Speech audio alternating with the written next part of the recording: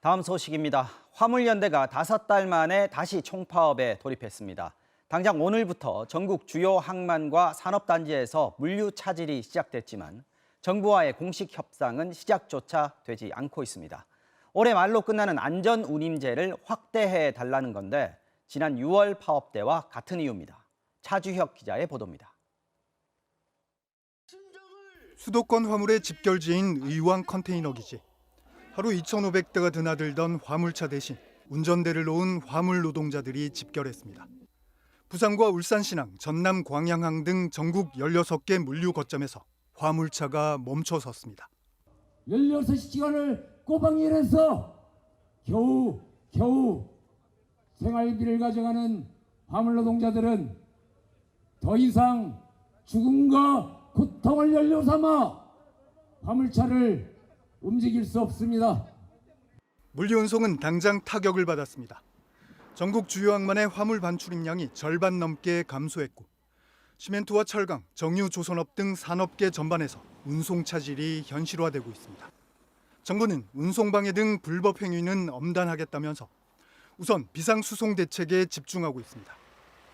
쟁점인 안전운임제는 지금은 전체 화물차의 6% 정도만 적용됩니다. 과적이나 과속을 하지 않도록 최저운임을 보장한 이 제도를 계속 유지하고 다른 화물과 차량까지 대상을 확대하라는 것이 화물연대의 요구입니다. 하지만 정부 입장은 완강합니다.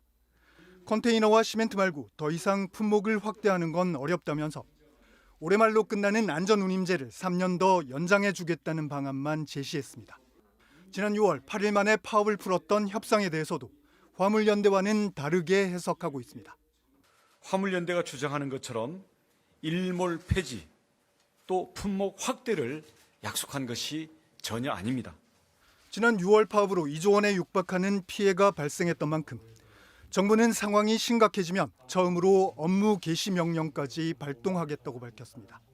사실상 정부의 마지노선이 제시된 상황에서 화물연대는 정부가 한 약속을 지키라고 맞서고 있습니다.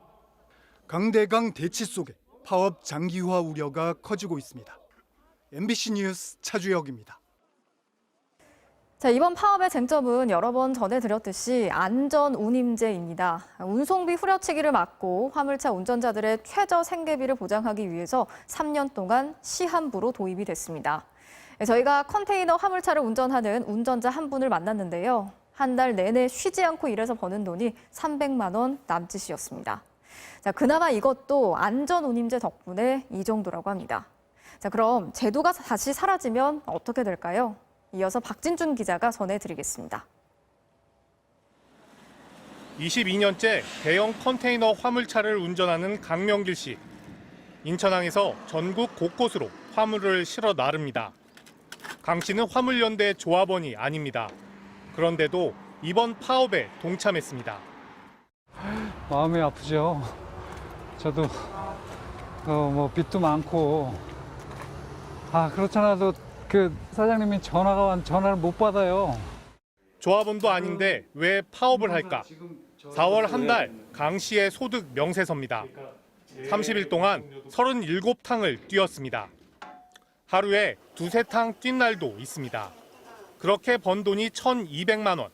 하지만 나가는 돈이 엄청납니다. 차량 할부금 170만 원, 기름값 340만 원, 고속도로 톨게이트비 60만 원. 여기에 매달 요소수, 타이어, 오일, 보험료 같은 유지비로 300만 원쯤 나갑니다. 이달에는 하필 범퍼가 부서져 수리비가 600만 원이나 들었습니다. 세금까지 내고 나면 한 달 버는 돈은 평균 300만 원 남짓. 애들 셋 학원비 내고 나면 마이너스입니다. 이렇게 만약에 1,200 했다 그러면 100에서 200은 마이너스 납니다. 그 마이너스 나면 그 돈 어떻게 메꾸십니까? 그렇지 않아도 다 처음 받았는데 이번에 뭐 금리 오르네 뭐네 그래가지고 그렇죠. 처갓집에 가서 빌려왔어요. 강 씨가 보는 컨테이너 화물차는 안전운임제를 적용받고 있습니다. 안전운임제 도입 전에는 어땠을까? 3년 전인 2019년 인천항에서 삼성전자 아산 공장까지 왕복 240km를 운송하고 받은 돈은 28만 원, 기름값 10만 원, 톨게이트비 13,000원, 밥값 10,000원에 차량 유지비 빼고 나면 하루 10만 원 벌기도 어려웠다고 합니다. 하청의 재하청 구조로 얽혀 있다 보니 가격 후려치기가 심했습니다.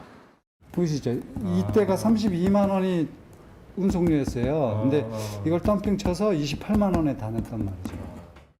이러니 무리해서 한탕이라도 더 뛸 수밖에 없습니다. 졸음 운전을 하게 되는 거고 휴게소에서 뭐 잠자고 그런 경우도 있는 거고. 안전 운임제가 도입된 뒤에는 기본료가 생겨 같은 거리를 운행하고 42만 원을 받습니다. 과로도 과속도 줄었습니다. 안전 운임제는 3년 시한부제도. 국회가 법을 개정하지 않으면 내년부터는 다시 없어집니다. 운송료 걱정 없이 운송료가 얼마다 저기 가는데 얼마다 이런 거 걱정 없이 정해진 규칙대로 그냥 운송을 좀 했으면 좋겠어요. MBC 뉴스 박진준입니다.